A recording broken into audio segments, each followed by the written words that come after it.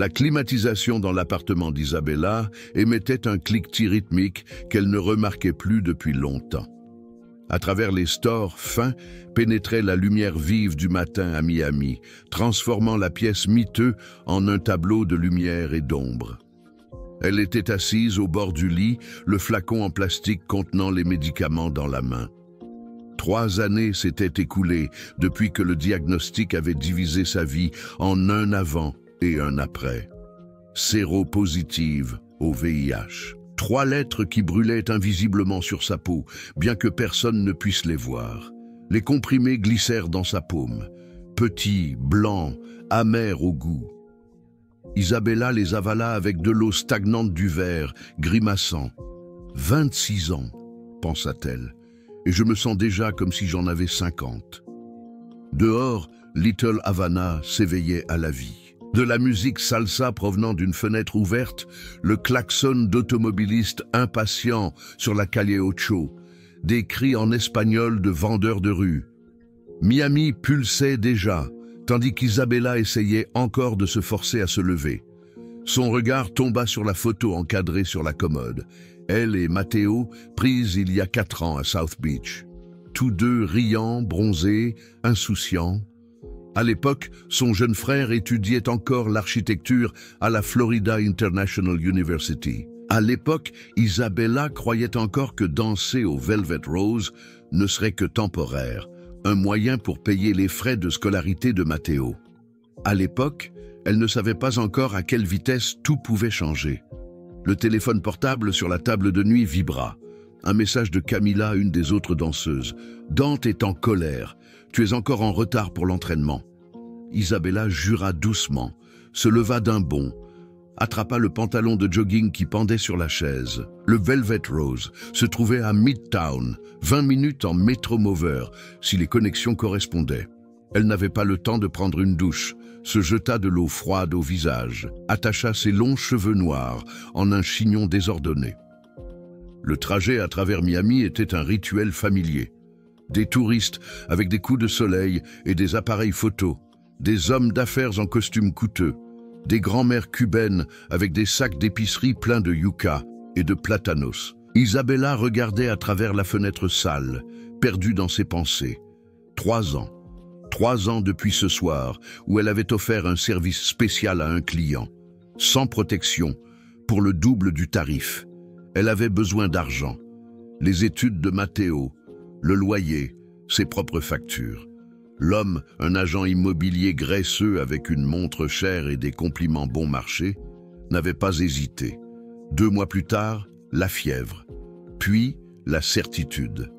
VIH. Le médecin de la clinique gratuite avait eu l'air compatissant, professionnellement distant. Avec les médicaments d'aujourd'hui, vous pouvez mener une vie presque normale, avait-il dit. Presque normale. Comme si une telle chose existait. Isabella n'avait pas pleuré, n'avait pas crié. Elle avait seulement hoché la tête, pris l'ordonnance, était rentrée chez elle et n'avait parlé à personne pendant 3 jours. Le Velvet Rose paraissait désolé à la lumière du jour. L'enseigne néon rose était éteinte. La façade montrait des fissures et de la peinture écaillée. Isabella entra dans le club par l'entrée de service, fit un signe de tête au garde de sécurité, un Haïtien massif nommé Claude, dont le visage de Pierre se détendit minimalement en la voyant. « Le patron est de très mauvaise humeur », avertit-il avec son lourd accent créole. « Quand ne l'est-il pas ?» Isabella haussa les épaules, essayant de feindre l'indifférence. Dante Morelli était assis dans son bureau, derrière le bureau en verre, examinant des relevés. Il avait la fin de la quarantaine, un homme habitué au pouvoir et qui en jouissait.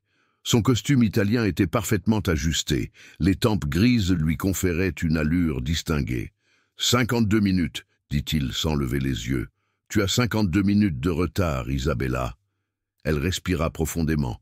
Le train avait du retard. « Tes excuses ne m'intéressent pas. » Enfin, il la regarda. « Tu es ma meilleure marchandise, et la marchandise doit être à l'heure. » C'était leur jeu habituel. Dante jouait le chef strict, elle l'employée repentante. En vérité, ils partageaient une relation compliquée. Il savait pour son diagnostic, l'un des rares à être au courant, et il avait veillé à ce qu'après le diagnostic, elle n'offre plus de services allant au-delà de la danse. Pas par compassion, mais par sens des affaires. Un scandale aurait ruiné son club. « Tu as 4 clients pour des danses privées ce soir. » Dante lui tendit un papier sur le bureau. Tous des habitués, pas de tour. Tour, c'est ainsi qu'il appelait tout contact avec les clients en dehors du club. Isabella hocha la tête, prit le papier, se tourna pour partir. « Et Isabella ?» Elle se retourna. « Remets ta tête dans le jeu. Ces dernières semaines, tu n'étais pas concentré. Les clients le remarquent. » Dans le vestiaire, les autres danseuses attendaient déjà. Camila, une Vénézuélienne plantureuse au rire chaleureux. Sienna, une Afro-Américaine délicate avec l'élégance d'une ballerine. Et la nouvelle, dont Isabella avait oublié le nom. Elles enfilaient leur tenue d'entraînement, se préparaient pour la répétition. « Eh Bella !» Camila agita une enveloppe. « Du courrier pour toi, ça a l'air officiel. » Le cœur d'Isabella manqua un battement.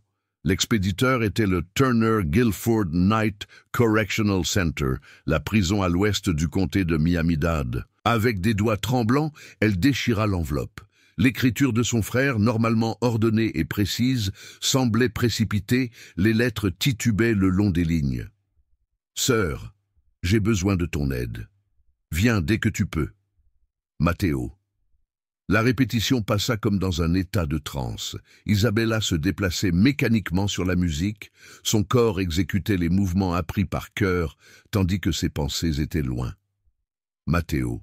Son petit frère, le garçon intelligent et ambitieux qui devait sortir de Little Havana. Il y a 3 mois, il avait été arrêté. Possession de drogue, première infraction. Le juge avait voulu faire un exemple. 6 mois, avec possibilité de libération conditionnelle après 3. Après la répétition, Isabella enfila un jean et un t-shirt. Les heures de visite à la prison se terminaient à 5 heures de l'après-midi. Il lui restait 4 heures. « Dante, je dois partir, dit-elle en regardant dans son bureau. Tu as ta garde dans 8 heures. Je sais, je serai là. C'est pour la famille. » Quelque chose dans sa voix le fit lever les yeux. Ils se regardèrent fixement. 8 heures, Isabella. Pas une minute de plus. Le trajet jusqu'au Turner Guilford Night Correctional Center prit presque 90 minutes. Isabella prit le bus, à travers les banlieues, passant devant des centres commerciaux et des lotissements, jusqu'à ce que le paysage devienne plus désolé. La prison se dressait comme un monolithe de béton gris derrière des barbelés et de hautes clôtures. Elle passa par le contrôle strict, fut conduite par un gardien aux yeux froids et au regard distant dans une salle de visite. Matteo apparut 10 minutes plus tard. Isabella aurait presque pu ne pas le reconnaître. Son corps toujours mince était devenu encore plus maigre. Les yeux étaient enfoncés dans leurs orbites. Une ecchymose fraîche ornait sa pommette. Mais le pire était son regard. Traqué, effrayé. « Matteo !» chuchota-t-elle alors qu'il s'asseyait à la table. Le gardien dans le coin de la pièce les observait avec méfiance. « Je suis désolé de t'avoir fait venir. » Sa voix était voilée. Je ne savais pas vers qui d'autre me tourner. Qu'est-ce qui se passe? Isabella se pencha instinctivement en avant, mais le gardien secoua la tête. Aucun contact autorisé. Cet endroit n'est pas ce qu'il devrait être, dit Matteo doucement, presque en chuchotant. Les gardiens, certains d'entre eux, ils font ce qu'ils veulent de nous. De quoi parles-tu? Les coups, les abus, surtout ceux qui n'ont personne à l'extérieur. Il remonta la manche de sa tenue de prisonnier. Isabella vit les marques de brûlures caractéristiques de cigarettes. Des dizaines. Mon Dieu, Matteo! Son souffle se coupa. Nous devons signaler ça quelque part. Où donc? Matteo rit amèrement. Le directeur est au courant. Le gardien Fischer. Il ferme simplement les yeux. Fischer? Isabella l'interrompit. Vincent Fischer. Tu le connais? Isabella fronça les sourcils. Le nom lui semblait familier, mais elle ne pouvait pas se rappeler où elle l'avait entendu. Peut-être, peu importe. Que puis-je faire? Je ne sais pas, dit Matteo en baissant la tête. Peut-être trouver un avocat ou un journaliste, quelqu'un qui peut rendre cela public.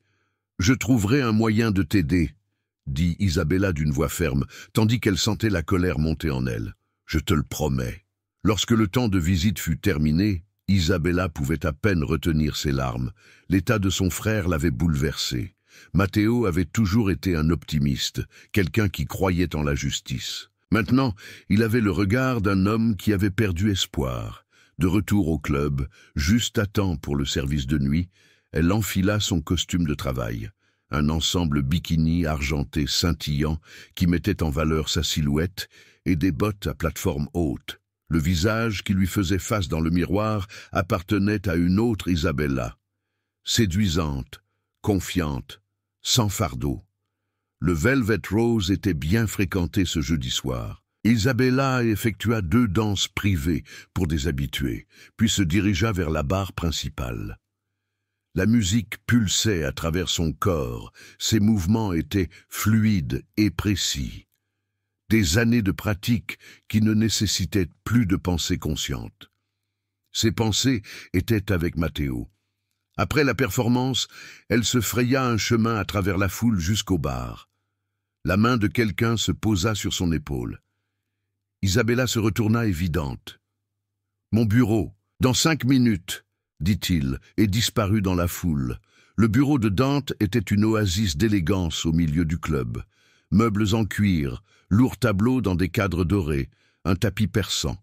« Qu'est-ce qui se passe ?» demanda Isabella en se laissant tomber dans un fauteuil. « Ne fais pas comme si tu ne comprenais pas !» Dante secoua la tête. « Je t'ai vu danser, tu n'étais pas là. Et quand ton corps est là, mais que ton esprit est loin, les clients le sentent. Ils perdent pour l'illusion que tu les désires. Aujourd'hui, tu ne les as même pas regardés.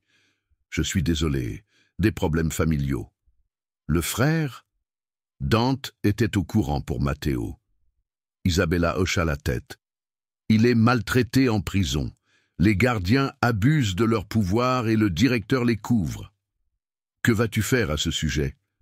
Dans la voix de Dante, il n'y avait pas de compassion, seulement un intérêt pragmatique. « Je ne sais pas.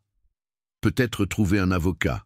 Avec quel argent ?» Dante sourit. « Même si tu en trouves un bon marché, il n'y a aucune garantie qu'il ne gâchera pas l'affaire. » Isabella reconnut qu'il avait raison. Elle n'avait ni relation, ni argent pour un bon avocat. « Comment s'appelle le directeur ?» demanda soudain Dante. « Vincent Fischer », répondit Isabella. Dante la regarda attentivement, puis alla à son ordinateur et tapa quelque chose. Il tourna le moniteur vers Isabella. Sur l'écran apparut la photo d'un homme d'environ 45 ans. Cheveux gris, un visage anguleux avec un menton lourd, des yeux couleur acier. « C'est lui ?» Isabella fixa la photo. « Je ne sais pas. Je ne l'ai jamais vu. » « Eh bien, » Dante se renversa dans sa chaise. « C'est une coïncidence intéressante. Ce Fischer est client chez nous. Pas un habitué, mais il vient environ 1 fois par mois. » Le cœur d'Isabella commença à battre plus vite. L'homme qui faisait souffrir son frère venait dans le même club où elle travaillait. Le destin semblait les pousser à se rencontrer. Quand vient-il normalement? Les vendredis soirs après le travail. Dante étudia son visage. « À quoi penses-tu, Isabella ?»« À rien, mentit-elle. Dante secoua la tête. « Je connais ce regard. Quoi que tu envisages, sois prudente. Les hommes comme Fischer peuvent être dangereux. » Isabella hocha la tête. Mais son esprit travaillait déjà dans une autre direction. La découverte inattendue avait tout changé. Soudain, elle réalisa qu'elle possédait une arme, sa maladie, son corps. Et Vincent Fischer était la cible. Un plan commença à se former dans sa tête. Risqué, désespéré, mais le seul possible. Isabella savait qu'elle pouvait s'attirer de sérieux ennuis, mais elle était prête à tout pour son frère, même si cela signifiait transformer sa malédiction en un instrument de vengeance. Vendredi, elle serait prête. Vincent Fischer ne savait pas encore que sa vie allait changer pour toujours. Vincent Fischer ajusta sa cravate devant le miroir de son bureau et examina son reflet d'un œil critique. 45 ans, larges épaules, une posture qui dégageait l'autorité. Son bureau, au Turner Guilford Night Correctional Center, était aménagé avec une élégance discrète. Sur les murs étaient accrochées des photos de lui avec des sénateurs et des membres du Congrès. Sur le bureau se trouvait une photo de famille encadrée de sa femme Rachel et de leurs 2 enfants, Emily et Thomas. Il activa le système de surveillance interne. Sur le moniteur apparut l'image de la cour de la prison. Des hommes en combinaison orange se déplaçaient paresseusement dans la chaleur de l'après-midi. Le téléphone sonna. « Vincent, n'oublie pas qu'Émilie a sa présentation à l'école ce soir », lui rappela sa femme. « À 6h30. » « Je m'en souviens, » dit-il sèchement. « Comme du dernier spectacle et de la réunion parents-professeurs d'avant. Tu as un travail, je sais, mais quelqu'un doit aussi être là pour notre famille, » répondit-elle froidement et raccrocha. Fischer se frotta les tempes. Rachel avait raison, bien sûr. Il était rarement à la maison, enfoui dans le travail, dans les chiffres et les rapports. Le mariage était depuis longtemps devenu une façade commode, maintenue pour les enfants et sa réputation. Peu après, Marcus Riley, le chef de la sécurité, entra dans le bureau. Un grand homme à la posture militaire et au visage sans émotion. « Y a-t-il un problème ?» demanda Fischer. « Le gamin Adatola a encore parlé du régime avec sa sœur. Elle était ici la semaine dernière. »« Endoctrine-le, mais ne sois pas fanatique », ordonna Fischer. « Nous ne voulons pas d'inspections inutiles. » Riley hocha la tête et disparut. Fischer se renversa dans sa chaise. Les plaintes de détenus étaient routinières. La plupart des hommes ici étaient des criminels, des menteurs, des manipulateurs. Personne ne croirait un prisonnier plus que lui, un fonctionnaire respecté, avec une carrière impeccable. Le système protégeait ceux qui le dirigeaient. Il l'avait appris tôt. Ce soir-là, Fischer quitta la prison avec la promesse à sa femme de rentrer à la maison et d'aller à l'événement scolaire de sa fille. Il rentra effectivement chez lui, mais seulement pour changer de costume et récupérer un sac dans une cachette dans le garage. De l'argent, des vêtements de rechange, un second téléphone. Au lieu d'aller à l'école, Fischer dirigea sa voiture vers Midtown Miami, où l'enseigne néon rose du Velvet Rose brillait dans le crépuscule. Il portait une casquette de baseball et des lunettes de soleil sombre, un déguisement ridicule mais habituel. Au club, Fischer s'assit dans le coin le plus reculé du bar, commanda un bourbon. La musique était forte, l'éclairage tamisé. Des corps se déplaçaient au bar, fluides et précis. Il observait, buvait, essayait de dissiper la tension de la journée. Le Velvet Rose était sa soupape, un endroit où personne ne le connaissait comme le gardien Fischer. Ici, il était simplement Victor, un homme avec de l'argent et du temps. Une danseuse s'approcha de lui. Longs cheveux noirs, yeux noisettes, un corps qui équilibrait entre athlétique et voluptueux. « Je m'appelle Isabella », dit-elle avec un sourire qui n'atteignait pas ses yeux. « Et toi ?»« Victor », répondit-il avec son alias habituel. Elle s'assit à côté de lui, commanda une boisson. Ils parlèrent de banalité, du temps à Miami, de la chaleur, du trafic. Isabella riait au bon moment, touchait légèrement son bras, jouait parfaitement son rôle. « Veux-tu une danse privée ?» demanda-t-elle après 20 minutes. Fischer hocha la tête. La salle privée était petite, avec un fauteuil rembourré et une lumière rouge tamisée. Isabella dansa pour lui, ses mouvements hypnotiques. Mais c'était son regard qui le captivait, intense, comme si elle voyait à travers lui.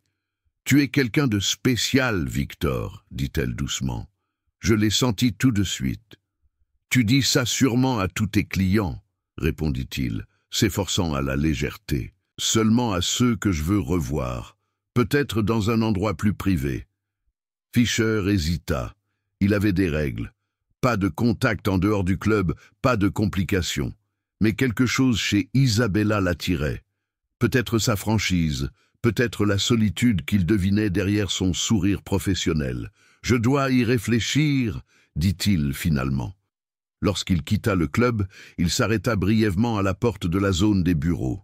Des voix en sortaient. « Tu joues avec le feu, Isabella. » C'était la voix du propriétaire du club. « Ce client est le directeur de prison. Je sais qui il est. C'est précisément pour ça qu'il m'intéresse, » répondit Isabella. « Qu'est-ce que tu prépares? Tu connais les règles. Pas de contact avec les clients en dehors du club. Surtout pas avec ta situation.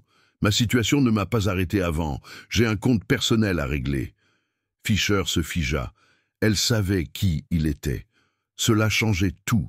Il devrait disparaître, ne jamais revenir. Mais la curiosité et quelque chose de plus sombre le retenaient. Que planifiait-elle? Le vendredi suivant, Fischer retourna au Velvet Rose. Cette fois, Isabella l'attendait déjà. « Je pensais que tu ne reviendrais pas, » dit-elle. « Moi aussi, » avoua-t-il. Après une autre danse privée, elle demanda « Et si on dansait chez moi? Plus discret, plus privé. » Je ne suis pas sûr que ce soit une bonne idée. Tu as peur? Un grand directeur de prison important qui a peur d'une petite danseuse? Fischer rit malgré lui. Comment sais-tu qui je suis? Miami est une petite ville, Victor. Ou devrais-je dire Vincent? Elle sourit. Ne t'inquiète pas, ton secret est en sécurité avec moi, tout comme le mien avec toi. Le tien? Elle se pencha plus près. Tout le monde a des secrets. Viens chez moi ce soir. Je t'enverrai l'adresse. L'appartement d'Isabella à Little Havana était petit mais confortable. Des bougies sur la table basse, de la musique douce en arrière-plan. Ils burent du vin, parlèrent. Fischer se surprit à se détendre, à parler de choses qu'il gardait normalement pour lui. La pression de son travail, les attentes, la solitude de son mariage. Isabella écoutait, vraiment écoutait, d'une manière que Rachel ne faisait plus depuis des années. Lorsqu'ils s'embrassèrent, cela sembla inévitable. Ils se retrouvèrent dans la chambre, leur corps trouvant un rythme désespéré.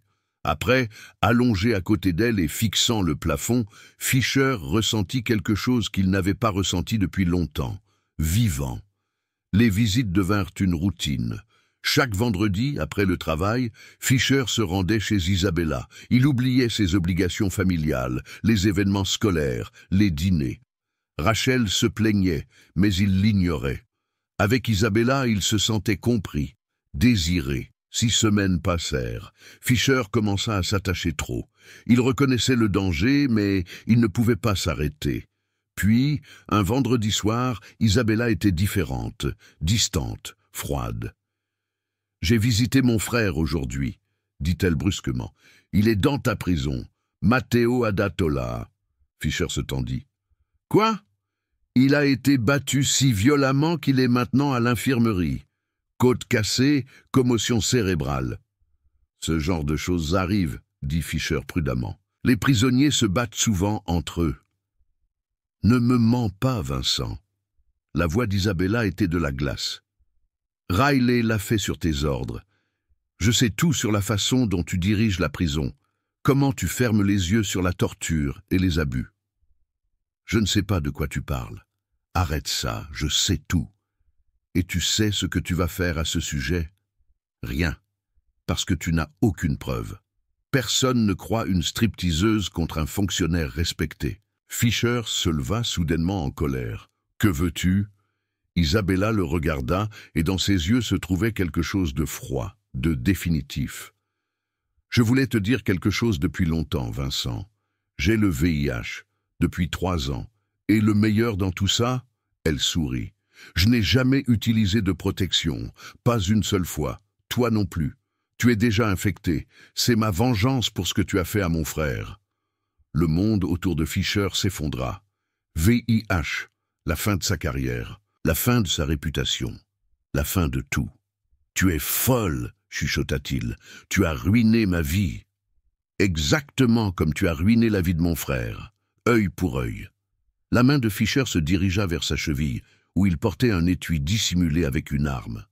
La colère obscurcit son esprit. Cette maudite stripteaseuse avait osé le menacer, détruire sa vie. « Où sont les enregistrements ?» demanda-t-il d'une voix étranglée. « Dans un endroit sûr. Je ne suis pas si stupide.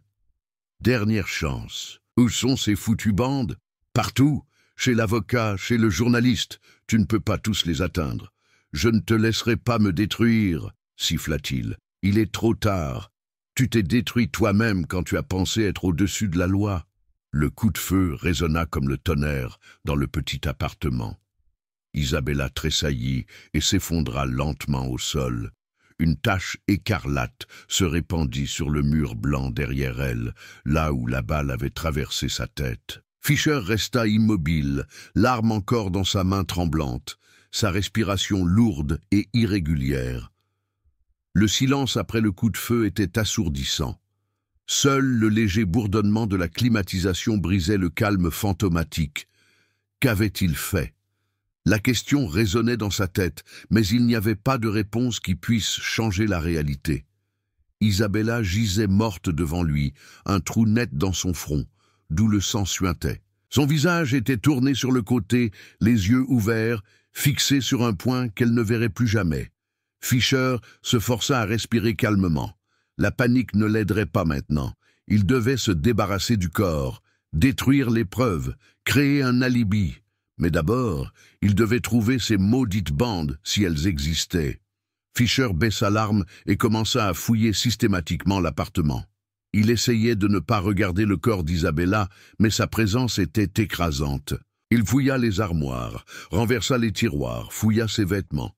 Dans une cachette, sous une lame de plancher desserrée, il trouva de l'argent, mais pas d'enregistrement. Dans la salle de bain, dans la cuisine, partout il chercha fébrilement. Un vieux carnet se trouvait sous le lit. Fischer le feuilleta. La plupart des entrées étaient banales, quotidiennes, des pensées sur le travail. Puis il tomba sur les dernières pages. Il est revenu, VF, à chaque fois plus ouvert, parlait de son travail, de la façon dont il maintient les prisonniers dans la peur. J'ai tout enregistré. Bientôt, il paiera pour ce qu'il a fait à Matteo. Fischer se figea. VF, Vincent Fischer. Elle avait vraiment tout documenté. La dernière entrée datait du jour même.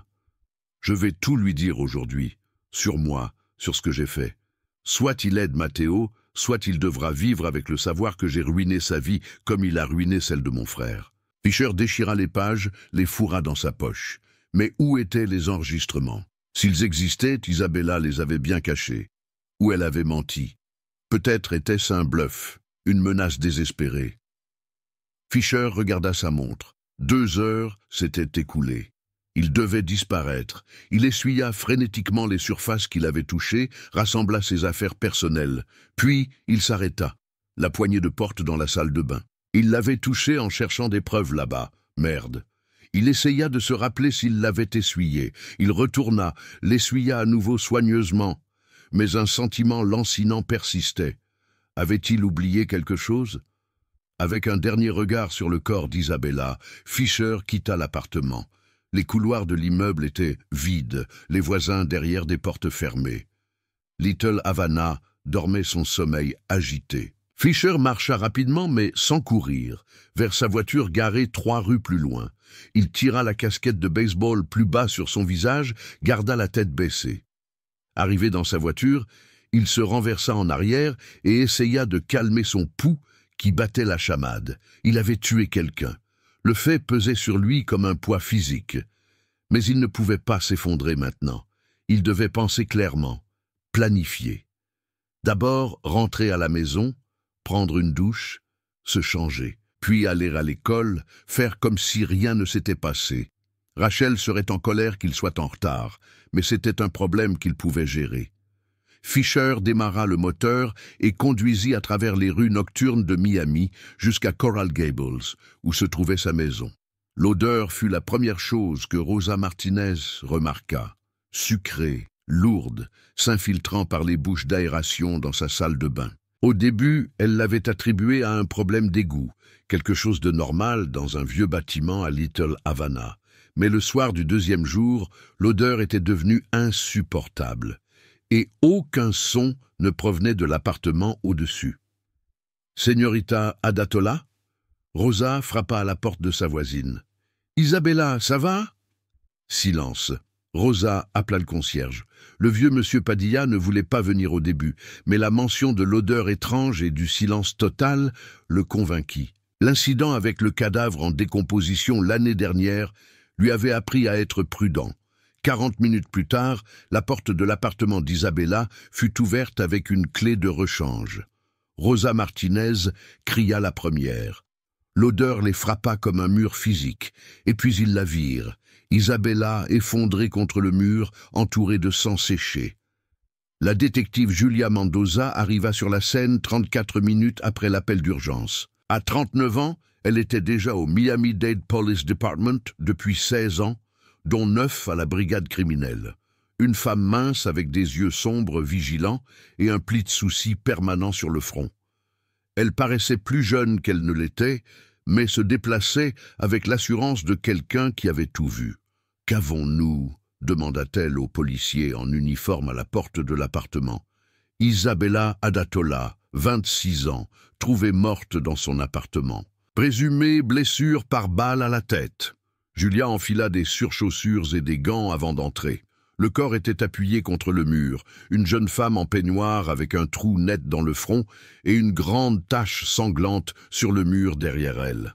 Le sol autour d'elle était jonché de morceaux de papier, de contenu de tiroirs vidés. Quelqu'un avait manifestement cherché quelque chose.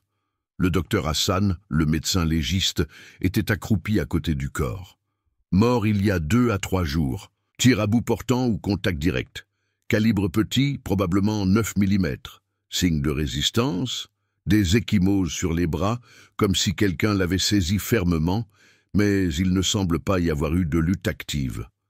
Le technicien de la criminalistique ajouta « Les serrures de la porte sont intactes. Soit le meurtrier avait une clé, soit la victime l'a laissé entrer. » Julia examina l'appartement. Des livres de psychologie sur les étagères. Des photos d'une jeune femme avec un garçon qui lui ressemblait. Quelques diplômes encadrés. Dans la salle de bain, des flacons de médicaments se trouvaient sur une étagère. « Thérapie antirétrovirale », murmura-t-elle. La victime était séropositive. Dans l'armoire de la cuisine, Julia découvrit une cachette, un livre évidé avec un journal usé à l'intérieur. La plupart des entrées étaient ordinaires, mais les dernières pages manquaient. Arrachées proprement. Quelqu'un a pris ces pages, constata Julia, quoique le tueur cherchait. Elle interrogea Rosa Martinez, la voisine. « Quand avez-vous vu Isabella pour la dernière fois ?»« Il y a 3 jours, vendredi soir. Elle est rentrée tard, vers 11 heures. Était-elle seule ?» Rosa hésita. « Je ne pense pas. J'ai entendu des voix de son appartement. Une voix d'homme, mais je ne l'ai pas vue. » Julia et son partenaire, le détective Carlos Reyes, se rendirent au Velvet Rose. Le club semblait désolé à la lumière du jour. L'enseigne néon rose éteinte, la façade montrait des fissures. Ils rencontrèrent le propriétaire, Dante Morelli, un grand homme en costume italien impeccable. « Quand avez-vous vu mademoiselle Adatola pour la dernière fois ?» demanda Julia. « Vendredi. Elle a travaillé jusqu'à minuit, puis elle est partie. » Rien d'inhabituel ? Est-elle partie avec quelqu'un ? Dante hésita un moment. « C'est possible. Je ne surveille pas la vie privée de mes employés. Mais vous remarquez quand elles partent avec des clients ?» Dante soupira. « Mon club a des règles strictes. Pas de contact avec les clients en dehors du travail. Mais certaines filles se font un peu d'argent en plus. » Et Isabella était une de ces filles. Autrefois, avant qu'elle ne découvre son diagnostic. Après, je lui ai interdit d'offrir des faveurs sexuelles, trop risquées pour les affaires. Diagnostic ? Julia connaissait déjà la réponse, mais voulait une confirmation. VIH. Elle l'a contracté il y a environ 3 ans.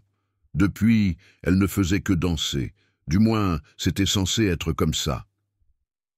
Vous dites ça comme si vous en doutiez. Isabella s'est comportée étrangement le mois dernier. Je l'ai vu flirter particulièrement intensément avec un client. Non, il s'est présenté comme Victor, venait les vendredis. Nom de famille ?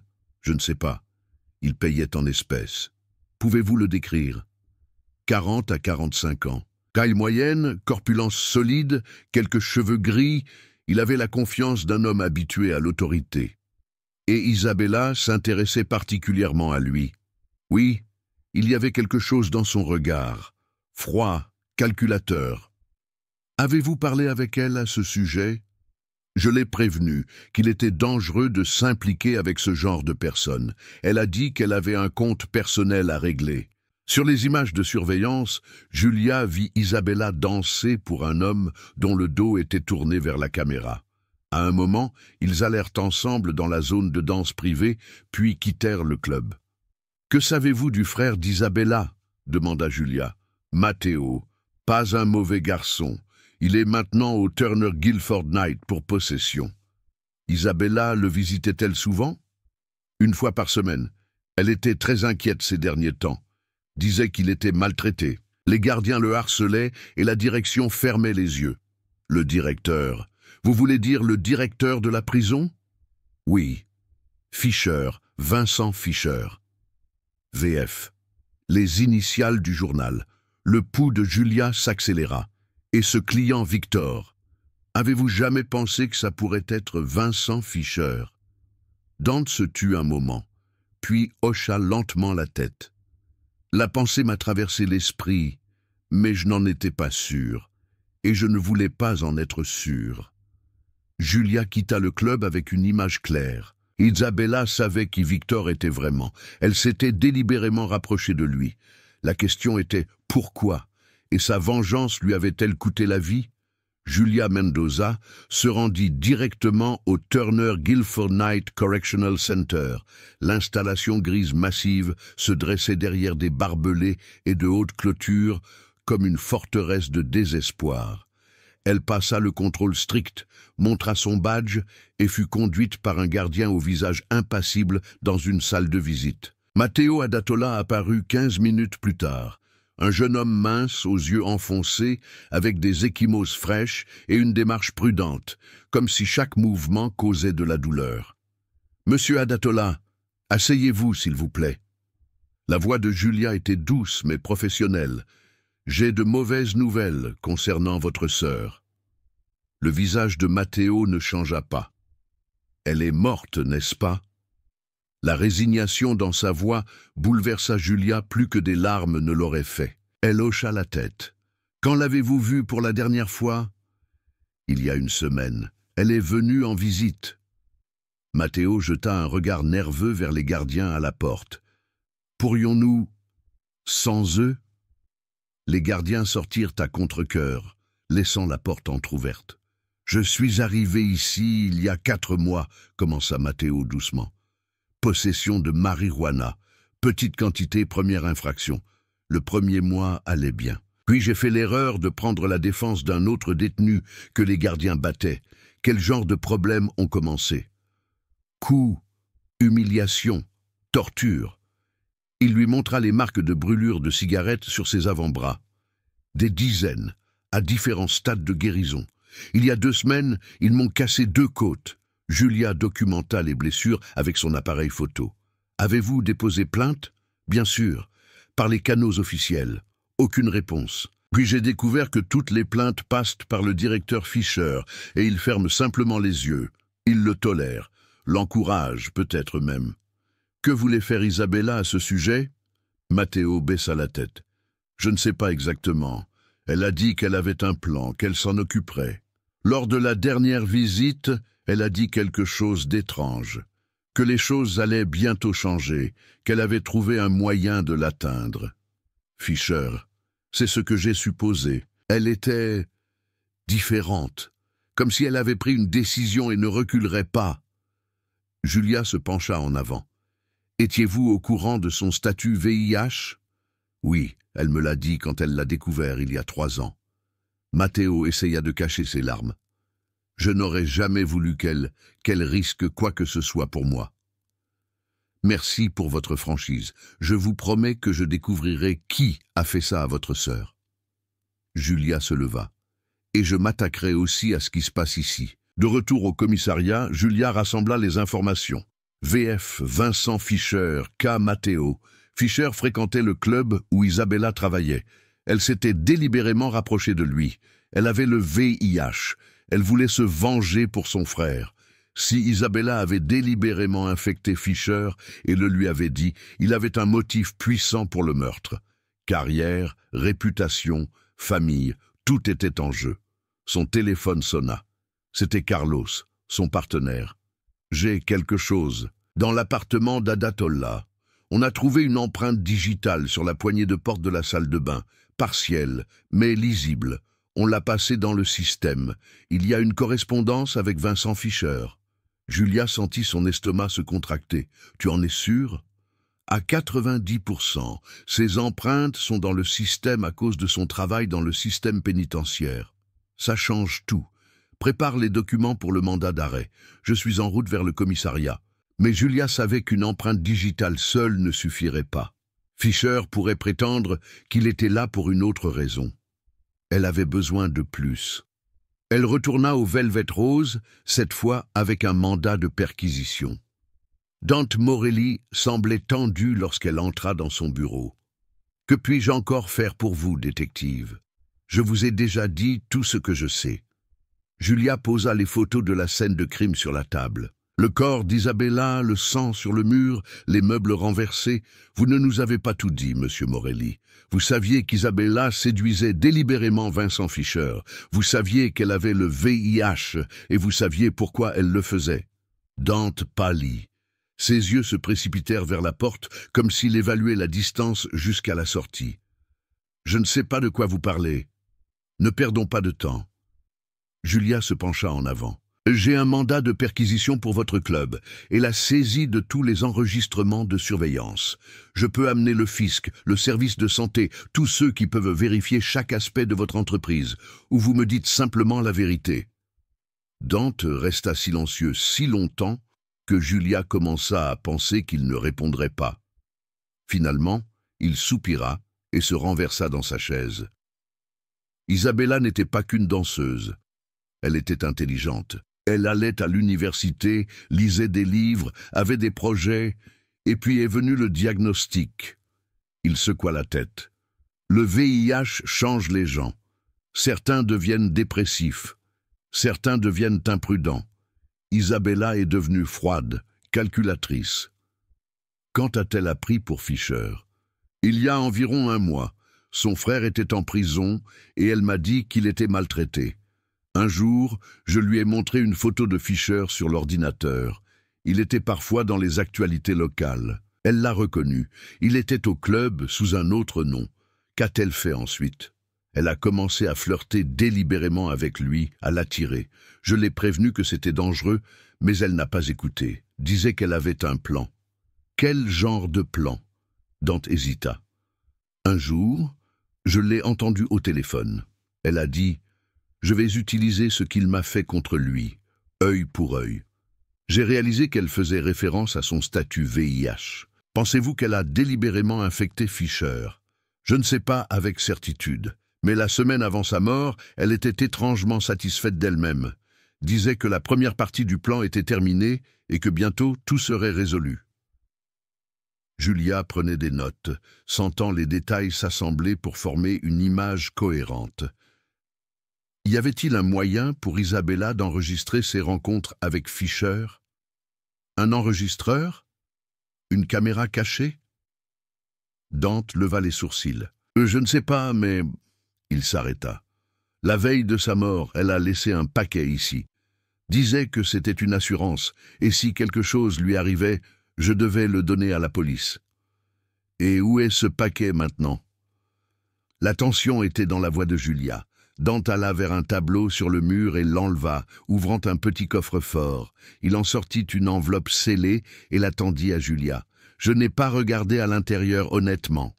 Julia ouvrit soigneusement l'enveloppe. À l'intérieur se trouvait un petit enregistreur numérique et une carte flash. Son cœur battit plus vite. Cela pourrait être le chaînon manquant qui reliait Fisher au meurtre. De retour au commissariat, Julia brancha immédiatement l'enregistreur sur l'ordinateur. Dessus se trouvaient plusieurs enregistrements des dernières semaines. Elle appuya sur Play pour le dernier. D'abord vinrent des bruits incompréhensibles, puis la voix d'Isabella, claire et calme. « Tu ne peux pas fermer les yeux éternellement sur ce qui se passe dans ta prison, Vincent. » Une voix d'homme, profonde et irritée. « Je ne sais pas de quoi tu parles. De mon frère, des autres prisonniers, de la façon dont tes gardiens les battent, les humilient. Comment tu le permets? C'est une prison, pas un sanatorium. Ton frère est un criminel. Il mérite. Personne ne mérite des côtes cassées pour avoir demandé de l'aide. » Un bruit comme un coup sur la table. « Où veux-tu en venir, Isabella? Que veux-tu » Une pause, puis la voix d'Isabella, douce mais déterminée. « Je veux que tu arrêtes ça, que tu mettes fin à l'arbitraire, que tu protèges mon frère. » Un rire, froid et désagréable. « Et pourquoi ferais-je ça ?» Encore une pause, puis « Parce que j'ai le VIH, Vincent, et je t'ai délibérément infecté. » Silence, puis le bruit de verre qui se brise. « Tu mens. Vérifie si tu ne me crois pas. Je suis au courant de mon statut depuis 3 ans. J'ai tout planifié pour venger mon frère, œil pour œil. Tu te souviens? Tu as ruiné sa vie, j'ai ruiné la tienne. » Bruit d'une lutte. Isabella cria « Ne me touche pas !»« Tu es folle. Tu sais ce que je peux te faire? Je sais. C'est pourquoi j'ai enregistré toutes nos rencontres. J'ai des preuves de ce qui se passe dans ta prison. Si quelque chose m'arrive ou arrive à Matteo, ces bandes iront à la police, au procureur, aux journaux. » Un bruit, comme si quelqu'un s'était levé rapidement. Un clic métallique, une arme. « Pour la dernière fois, où sont les enregistrements? » « Dans un endroit sûr. Tu ne peux faire qu'une chose. Aide mon frère et mets fin à l'arbitraire dans la prison. Ou vis avec le savoir que ta carrière, ta réputation, ta famille, tout est en jeu. » Un autre bruit métallique. « Jouons à un jeu, Isabella. Devine ce qui se passe si j'appuie sur la gâchette ?» Le rire d'Isabella, étonnamment calme. « Tu ne comprends pas, n'est-ce pas? J'ai déjà gagné. Même si tu me tues, la vérité sortira quand même. Tu as perdu, Vincent. » Le coup de feu. Puis le silence, seulement interrompu par une respiration lourde. Des pas, des bruits de tiroirs ouverts, d'objets jetés. L'enregistrement continua pendant quelques minutes de plus, capturant les bruits de la fouille de l'appartement, puis s'interrompit. Julia et Carlos restèrent assis, stupéfaits, fixant l'ordinateur. « Mon Dieu !» chuchota Carlos. « C'est un aveu complet. Il l'a tué. » Julia hocha la tête, ressentant un mélange de satisfaction et d'amertume. « Appelez le juge Morales, nous avons besoin d'un mandat d'arrêt maintenant. » Vincent Fisher fut arrêté 2 heures plus tard dans son bureau au Turner Guilford Night Correctional Center. Julia lui mit personnellement les menottes pendant qu'elle lui lisait ses droits. Fisher avait l'air stupéfait, comme s'il ne pouvait pas croire que cela se produisait réellement. Sa secrétaire se tenait bouche bée à la porte, incapable de comprendre ce qu'elle voyait. Les gardiens qui avaient servi sous son commandement observaient en silence leur chef être emmené. « C'est ridicule !» dit Fisher d'une voix étranglée, tandis que Julia le conduisait dans le couloir. « Je ne connaissais même pas cette femme. »« Isabella Adatola » corrigea Julia froidement. « La sœur du détenu Matteo Adatola, qui purge une peine dans votre prison. » Dehors, des journalistes s'étaient déjà rassemblés. Les nouvelles se répandaient vite à Miami. L'arrestation d'un haut fonctionnaire était une sensation. Les caméras clignotaient, les reporters criaient des questions. Fisher baissa la tête, essayant de cacher son visage. Dans la salle d'interrogatoire du commissariat, Fisher était assis en face de Julia, maintenant une attitude extérieurement calme. Seule la ligne mince de ses lèvres et le tic nerveux de sa paupière trahissaient sa tension. Un avocat était assis à côté de lui, un homme à l'air coûteux en costume à fines rayures, nommé Jonathan Hartley, spécialisé dans la défense des fonctionnaires. « Mon client ne répondra à aucune question », commença Hartley. « Vous n'avez pas suffisamment de preuves pour cette accusation. » Julia sourit finement et posa une photo d'Isabella sur la table. Isabella Adatola, 26 ans, assassinée dans son appartement il y a 3 jours. Fisher fixa la photo, son visage pétrifié. « Je n'ai jamais vu cette personne. »« Vraiment ?» Julia étala d'autres photos, des images de surveillance du Velvet Rose, montrant Fisher parlant avec Isabella, dansant, quittant le club avec elle. « C'est vous, n'est-ce pas? Ou devrais-je dire Victor ?» Fisher tressaillit légèrement, mais se reprit rapidement. « Les photos ne sont pas claires. Ça pourrait être n'importe qui. »« Que dites-vous de ceci ?» Julia lui montra les résultats de l'analyse ADN et des empreintes digitales. « Votre ADN sur la literie d'Isabella. Votre empreinte digitale sur la poignée de porte dans sa salle de bain. Expliquez comment ils sont arrivés là si vous ne vous connaissiez même pas. » Fisher devint visiblement pâle mais continua son déni. « C'est une erreur. ou une falsification? Monsieur Fischer. Julia se pencha plus près. Nous avons un enregistrement de votre conversation avec Isabella Adatola la nuit de son meurtre. Un enregistrement complet, y compris le moment du coup de feu. Elle alluma l'enregistreur. La voix de Fischer, froide et en colère, remplit la pièce. « Jouons à un jeu, Isabella. Devine ce qui se passe si j'appuie sur la gâchette ?» Le coup de feu. Silence. Julia éteignit la bande. « Voulez-vous en entendre plus? Ou peut-être voudriez-vous raconter votre version de l'histoire ?» Fischer resta assis, immobile. Son visage avait pris une couleur cendrée. L'avocat lui chuchota quelque chose à l'oreille. Fischer secoua la tête. « Je veux parler seul avec la détective. » Hartley protesta, mais Fischer était déterminé. « Maintenant !» L'avocat quitta la pièce à contre-cœur, non sans un dernier avertissement. « Ne dites rien sans moi, Vincent. » Lorsque la porte se ferma, Fischer baissa la tête. Le masque de l'autorité était tombé. « Elle le méritait, » dit-il finalement d'une voix basse. « Elle a ruiné ma vie. » Julia alluma l'enregistreur pour l'interrogatoire. « Racontez-moi ce qui s'est passé. » Fischer leva les yeux dans lesquels se trouvaient la colère et le désespoir. « Je l'ai rencontré quelquefois. Oui, au Velvet Rose, puis dans son appartement. C'était une erreur stupide. Je ne savais pas qui elle était vraiment. Qui était-elle? La sœur d'un détenu. Elle m'a utilisé. Elle m'a séduit pour venger son frère. » Fischer avala difficilement. « Et puis, elle m'a dit qu'elle avait le VIH et qu'elle m'avait délibérément infecté. » Julia ne laissa rien paraître, mais prit mentalement des notes. C'était le mobile. Je ne l'avais pas planifié. Fischer frappa du poing sur la table. J'étais en colère. Elle me menaçait. Parlait de certains enregistrements qui me détruiraient. J'ai simplement perdu le contrôle. Vous lui avez tiré dans la tête. Fischer hocha la tête et fixa le vide. J'avais toujours une arme sur moi. Pour la sécurité, je ne me souviens même pas de l'avoir sortie. Tout est allé si vite. Et ensuite, vous avez fouillé son appartement pour trouver des enregistrements. Fischer hocha de nouveau la tête. Je pensais que si je les trouvais, je pourrais tout dissimuler. Mais je n'ai rien trouvé. Il leva les yeux vers Julia. Elle a gagné, n'est-ce pas? Même morte, elle a encore gagné. Julia ne répondit pas. Elle rassembla ses documents et se leva. Vincent Fischer, vous êtes inculpé de meurtre au premier degré d'Isabella Adatola. Vous avez le droit de garder le silence. Tout ce que vous direz pourra être utilisé contre vous devant un tribunal. Elle ne termina pas la phrase. Fischer enfouit son visage dans ses mains et pleura. Des sanglots secs et désespérés d'un homme qui avait tout perdu. Dans les semaines qui suivirent, l'affaire devint publique. Les chaînes d'information locales rapportaient quotidiennement les développements. Une stripteaseuse infecte un directeur de prison avec le VIH et est assassinée, titraient les journaux. L'histoire avait tout ce que les médias aimaient, sexe, pouvoir, vengeance, tragédie.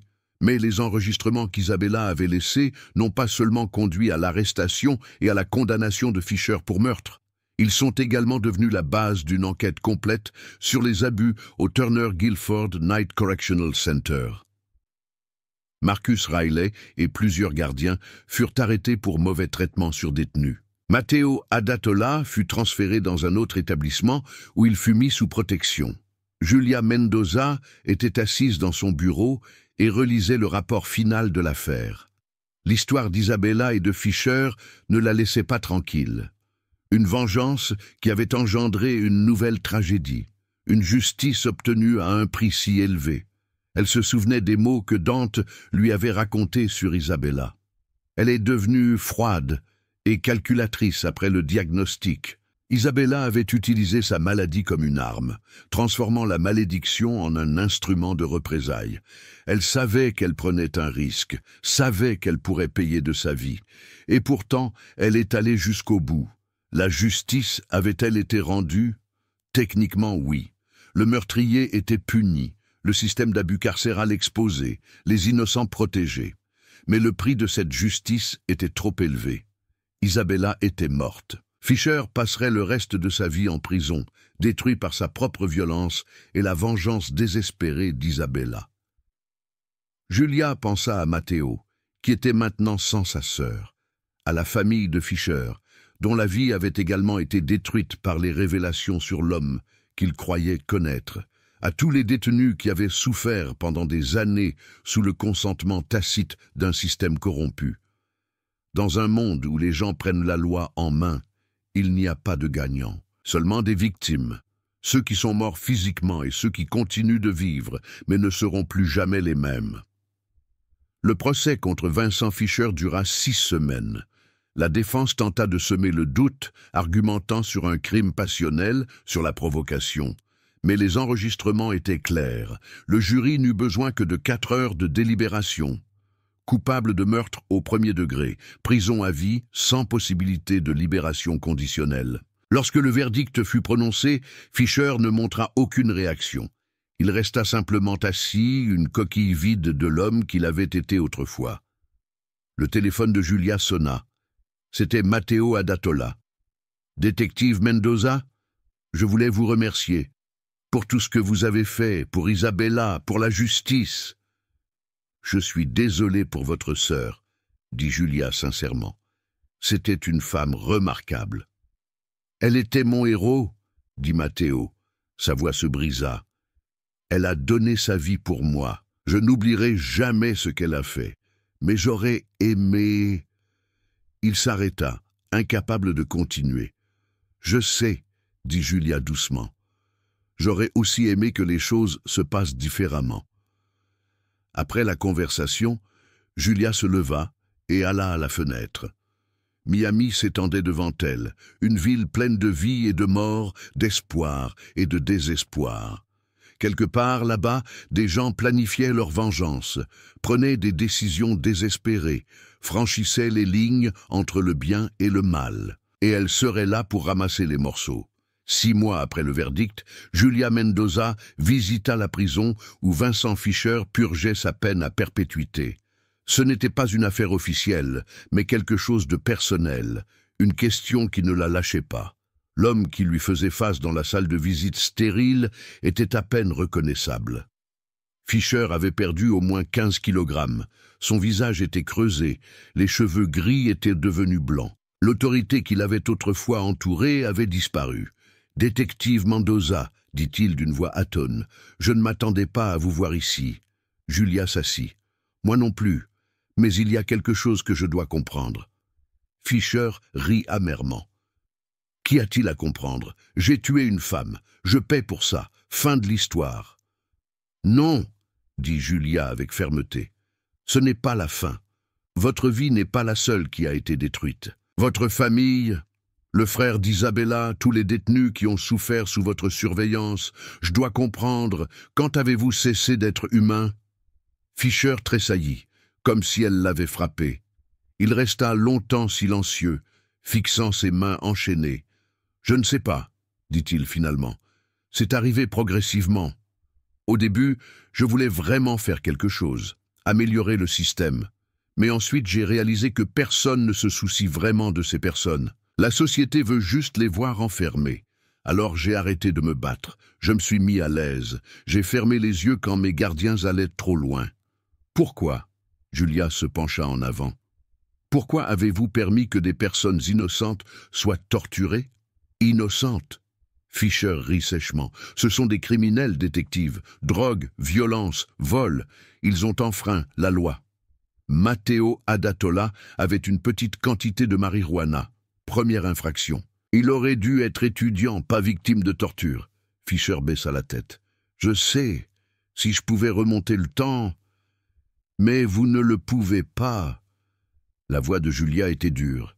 Isabella non plus. Elle ne pouvait pas annuler son infection VIH, ne pouvait pas changer ce qui était arrivé à son frère. Alors, elle a pris la loi en main, exactement comme vous l'avez fait quand vous avez fermé les yeux sur les abus, et exactement comme vous l'avez fait quand vous l'avez abattu. Fischer la regarda, dans ses yeux se trouvait quelque chose de brisé. Elle savait que ça finirait comme ça, n'est-ce pas? Elle l'a accepté. « Oui, » confirma Julia. « Elle a sacrifié sa vie pour sauver son frère et exposer votre système. Est-ce que ça valait le coup ?» La question resta suspendue entre eux dans l'air. Fischer ne répondit pas, mais son silence était réponse suffisante. Julia quitta la prison avec un sentiment de vide. Elle avait cherché des réponses, une compréhension qui expliquerait les questions morales complexes de cette histoire. Mais certaines questions n'avaient pas de réponse satisfaisante. Matteo Adatola fut libéré sous condition 2 mois après le verdict contre Fischer. Julia était là pour sa libération, avait veillé à ce qu'il entre directement dans un programme de transition qui aidait les anciens détenus à se réintégrer dans la société. Il se tenait devant la prison, clignant des yeux dans le soleil brillant de Miami, semblant perdu. « Que fais-je maintenant » demanda-t-il à Julia, sa voix fragile. « Isabella a tout sacrifié pour que je sorte d'ici. Comment vivre avec ce poids ?» Julia posa une main sur son épaule. « En vivant la vie qu'elle voulait pour vous, terminez vos études, devenez la personne en laquelle elle croyait. C'est comme ça que vous pouvez l'honorer. » Matteo hocha la tête, des larmes coulant sur son visage. « Elle me manque tellement. Je sais. » Julia pressa son épaule. « Mais elle continue de vivre dans ce que vous faites de votre vie. » Elle lui donna sa carte. « Si vous avez jamais besoin de quoi que ce soit, un travail, une référence, quelqu'un à qui parler, appelez-moi. » 3 mois plus tard, Julia reçut une invitation.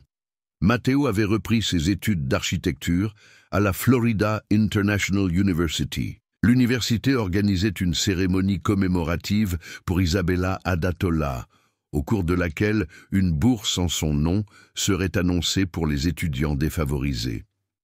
Julia était assise dans la dernière rangée de l'auditorium et écoutait Matteo parler de sa sœur.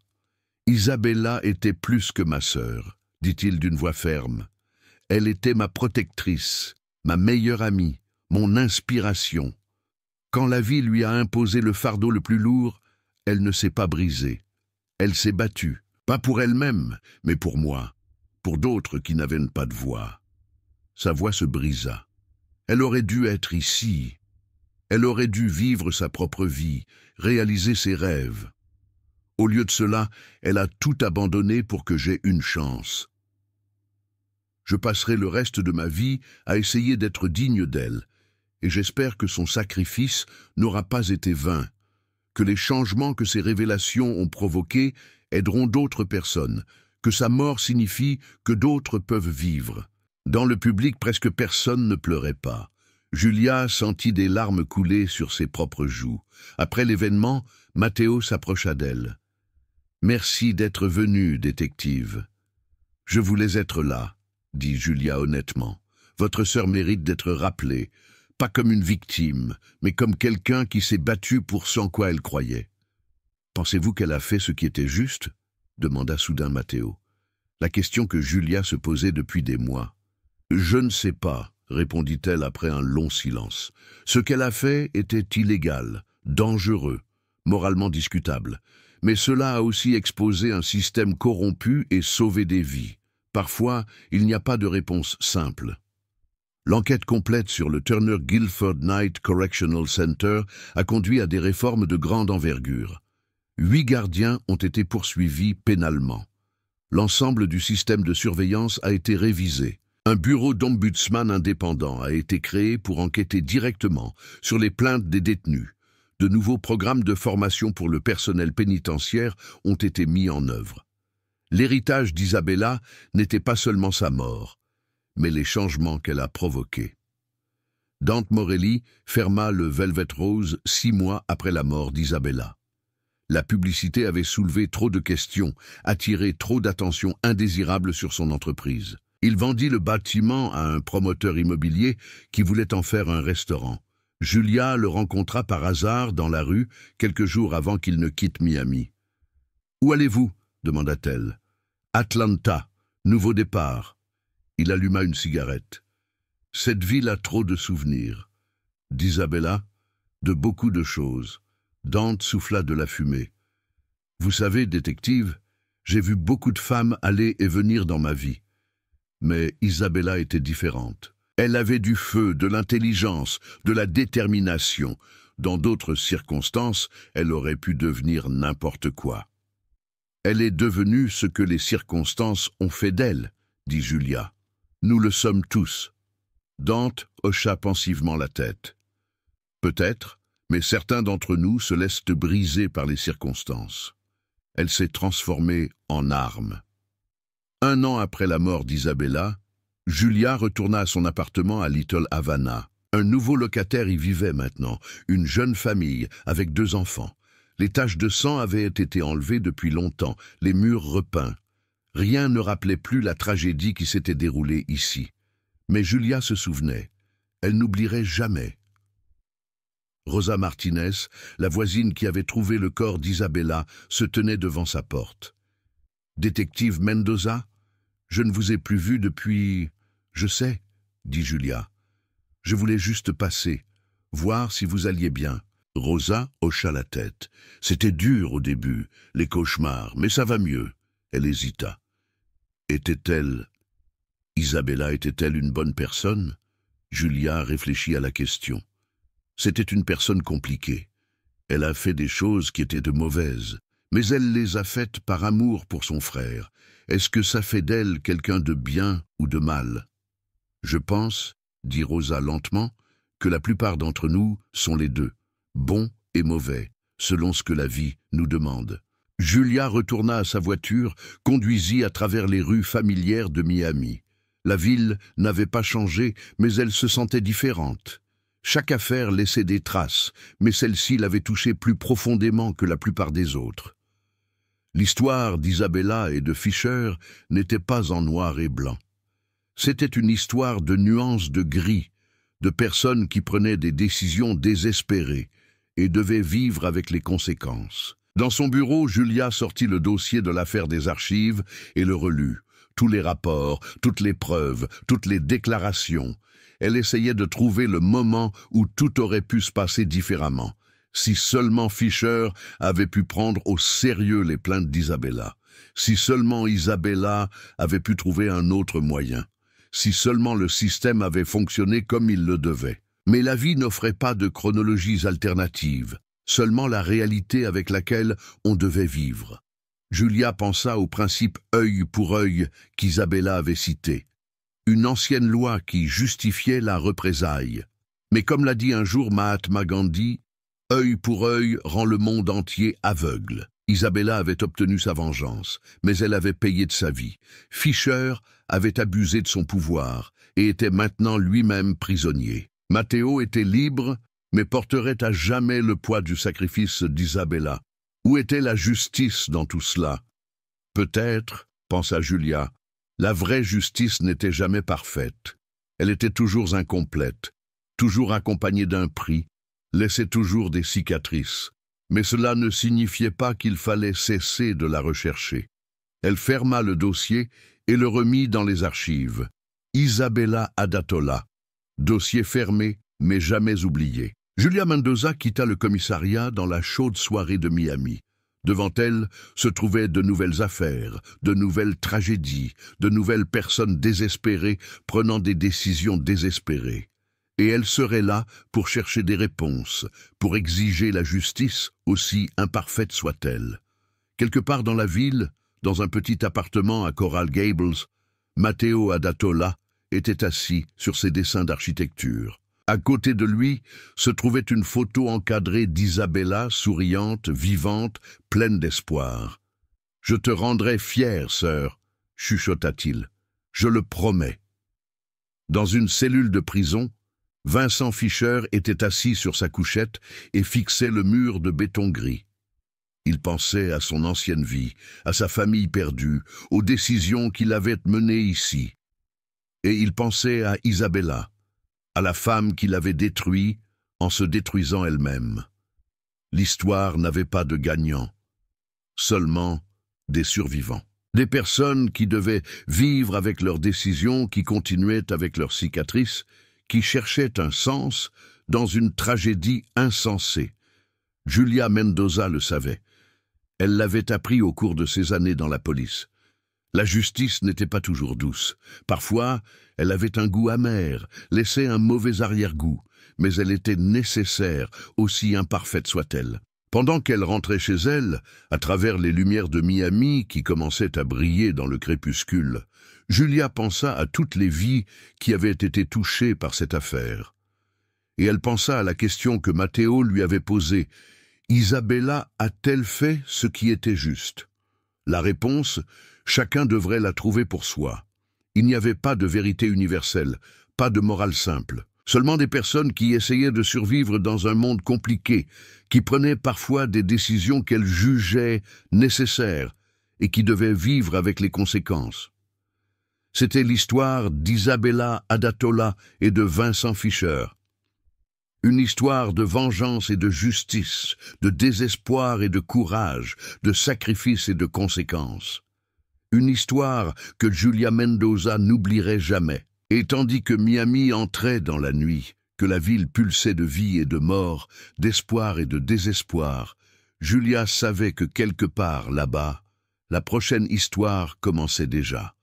La prochaine tragédie, le prochain crime, la prochaine âme désespérée prenant des décisions désespérées. Et elle serait prête, parce que c'était son travail, parce que quelqu'un devait parler pour les morts, parce que la justice, aussi imparfaite soit-elle, était toujours mieux que pas de justice du tout. L'affaire Isabella Adatola était close, mais son écho résonnerait encore longtemps dans le cœur de tous ceux qui en avaient été touchés. Et peut-être, juste peut-être, son sacrifice n'aurait pas été vain. Peut-être changerait-il quelque chose, provoquerait quelque chose, sauverait d'autres vies. C'est ce que Julia espérait au moins. Car sans cet espoir, sans la croyance que la justice était possible, que le changement était possible, que toute l'obscurité qu'elle voyait dans son travail avait un sens, elle ne pouvait pas continuer. Alors, elle rentra chez elle, vers sa propre vie, ses propres combats. Demain serait un nouveau jour, une nouvelle affaire, une nouvelle chance de se battre pour ce qui est juste. Et Julia Mendoza serait prête,